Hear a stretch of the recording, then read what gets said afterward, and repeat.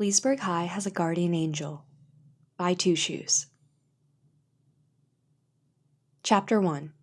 Kara Danvers is ugly. Counselors and kind-hearted teachers had told Kara that high school would get easier. She just needed to trust other people, open up. She just needed to put forth an effort, and if she needed any help, to just come and talk to them. Kara suspected they were hired to pretend to care, and they probably gave the same empty advice to every student that felt like they didn't fit in. But Kara knew she wasn't like other misfits, if there was such a thing as a normal misfit. Kara knew the advice they were giving would not help her. Every day, her new mom and Alex drilled into her that she had to be careful. Hidden powers in the world were looking for her. Outside of the Danvers household, Kara's whole life was a lie. Kara couldn't mention her former life on Krypton, of course, to anyone. As far as the world knew, she grew up in Midvale Orphanage. She was given names of caretakers, teachers, and fellow orphans to memorize. She could confide with her new counselors about her new fictitious life, but not about what was really bothering her. "We can't help you unless you let us in," they often pushed her. "You can't help me anyway," she would reply coldly. After a few visits, Kara could tell her counselors were giving up on her. So really, the school didn't have a chance to help her fit in. Nobody did. She could never be happy, always pretending to be someone she was not. Knowing that made her need to cry often, but she couldn't even do that. On some days, Kara felt like ending it all, taking her own life and all the lies with it. Often she puzzled how to do that. Ironically, Kara's whole world was dead, and Kara herself was unkillable.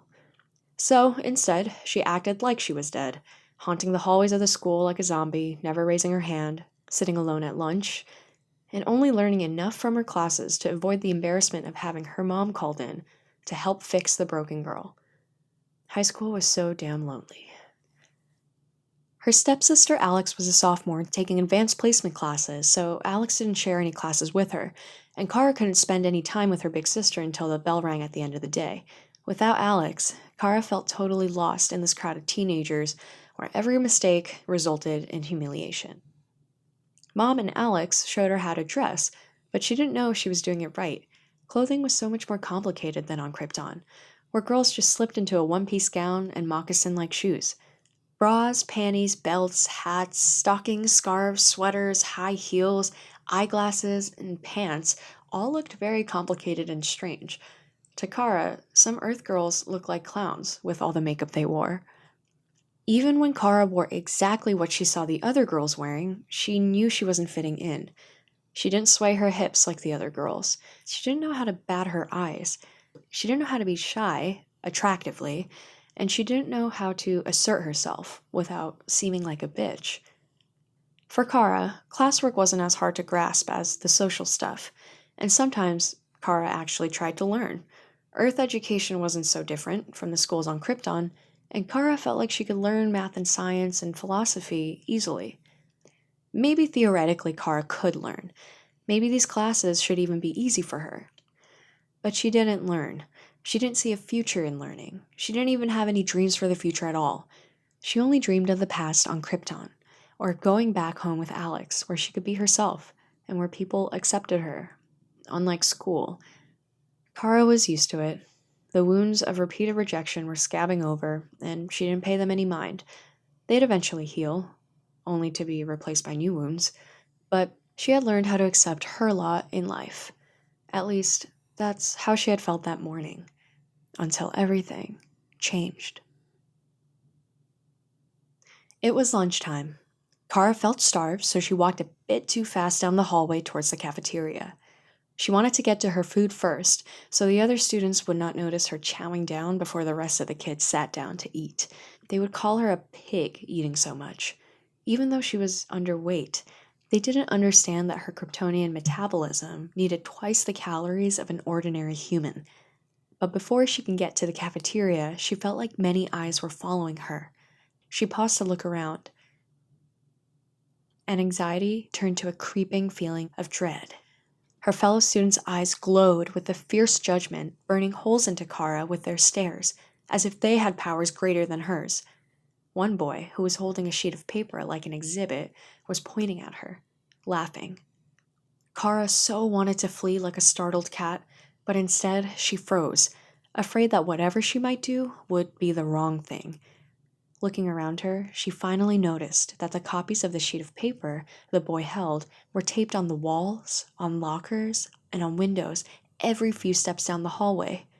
She grabbed one. The sheet had been printed from a website, namely the Student Body blog, which was supposedly created by some pretty blonde girl in the school, but might as well have just been some acne-covered geek. Nobody really knew for sure who the infamous blogger was, but her website was always the topic of conversation because it posted tabloid-like news about Leesburg High School, its faculty, and its students. Under the blog's banner were 2 boxes. The top box was labeled Eye Candy, with pretty colors and cute images of candy on the borders. Inside that box were 4 columns labeled Freshmen, Sophomores, Juniors, and Seniors. In each column were 5 names. Kara glanced through each column. Being a freshman was a bit of a social misfit. Kara didn't recognize any of the names, except that her sister Alex was ranked 3rd on the list of sophomores. Good for you, Alex, Kara thought. She didn't have much sense of what Earth people thought was beautiful, but she was happy that other people admired her sister too. Below the pretty box framing names of pretty girls was another box. This box was surrounded by a little gargoyle and Halloween icons amid patterns resembling decay. The label on this box was predictably eyesores, framing the names of ugly girls. The very first name on the list was Kara Danvers. Kara stared at the list for a moment in confusion. She felt like she was about to be involved in some kind of horrible accident. Time was slowing down. Her hands clenched into fists. She was mesmerized, and her mind was rapidly filling with questions. What did it mean?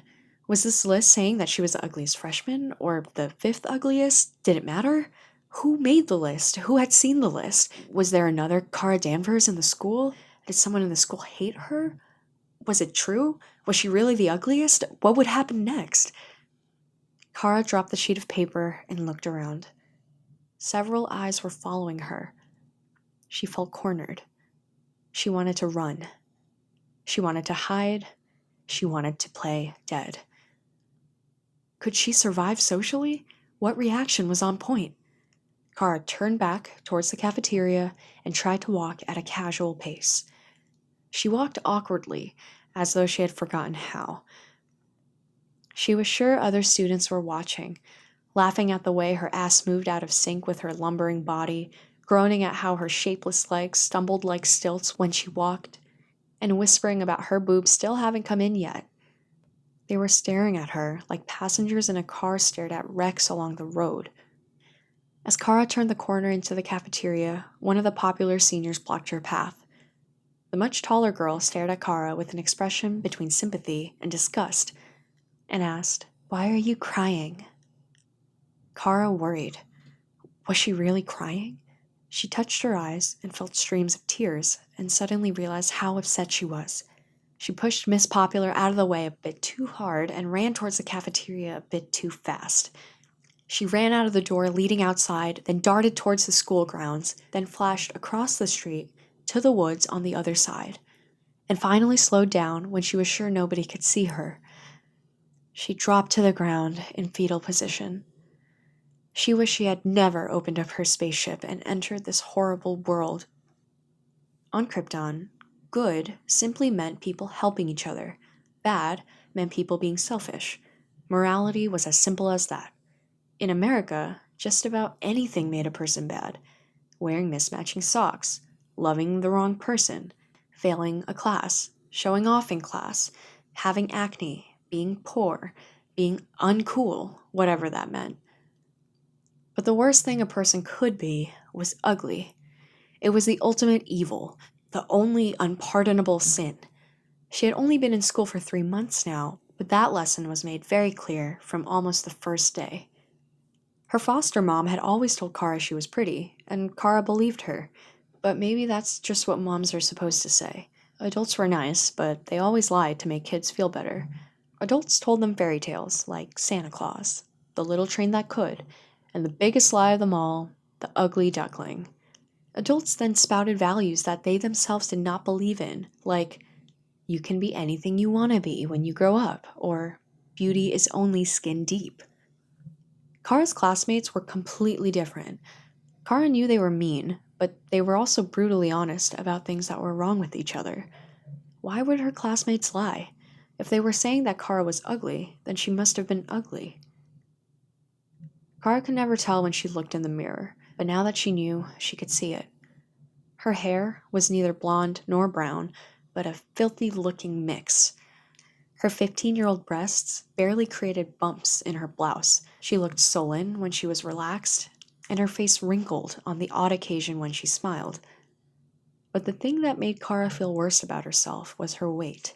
She weighed a whopping 165 pounds, which according to the charts that the school handed out made her borderline obese. According to Kara's mom, she was actually too thin. Her Kryptonian cells were much denser than normal human cells, and her ideal weight should supposedly be 180 pounds, and her mom even said that it was probably why her breasts weren't coming out. But even though it was obvious to everyone else besides Kara that she was not overweight, she still felt like she was a pig, and she was sure that other people thought so too. After all, people saw her eat an entire pizza all by herself and still feel hungry. She tried to force herself to only eat the standard lunch provided by the cafeteria, even though it left her feeling lightheaded. When she slipped into a bikini, she thought she could see fat leaking over the elastic. She didn't care that she could also see her ribs around the bikini top. It must have been her weight. That's why people thought she was ugly. Well, she just wasn't going to eat anything else at school. She didn't care if she was tired all day. Nobody else would, either.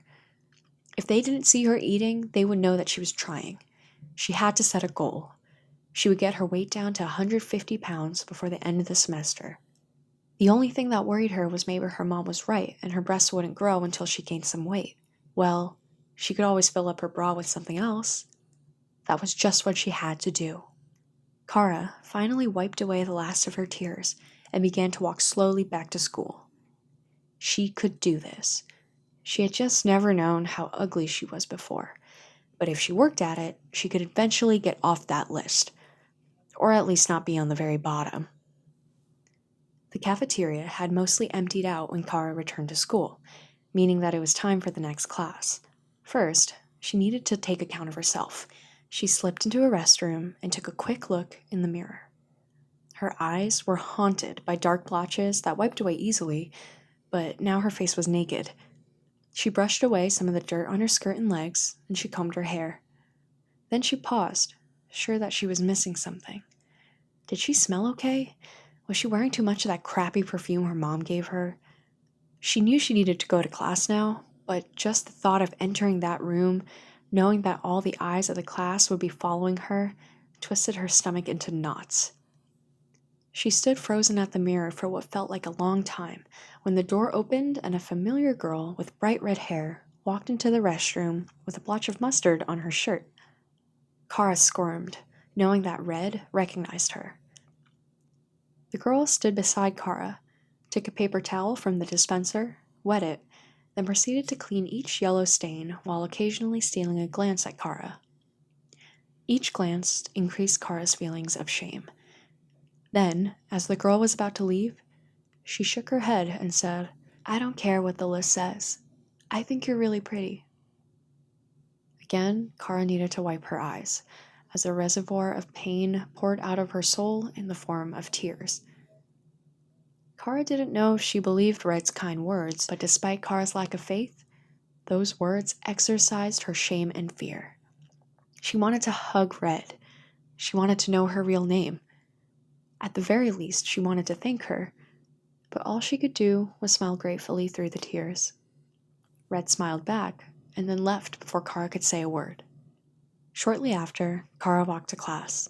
She was a few minutes late, but the teacher did not scold her, and while her classmates did stare at her as she made her way to her seat, she was forgotten as soon as the teacher began taking attendance. Even when Kara's name was called, no laughs or whispers fouled the air, so Kara could breathe freely. Kara did not see Alex all day until they boarded the bus to go home. As always, their bus was mostly empty, so the two sisters sat undisturbed near the back. They felt uncomfortable and unable to talk about the elephant sitting between them, so Kara finally said, "Congratulations, about being so beautiful." "Oh God," Alex replied, rolling her eyes. "You don't believe that crap, do you? I mean, the idea that you're ugly is crazy, and I wonder if they mix the list up and I really should be on the bottom." Kara laughed and hugged her sister as tight as she dared, saying, "I love you."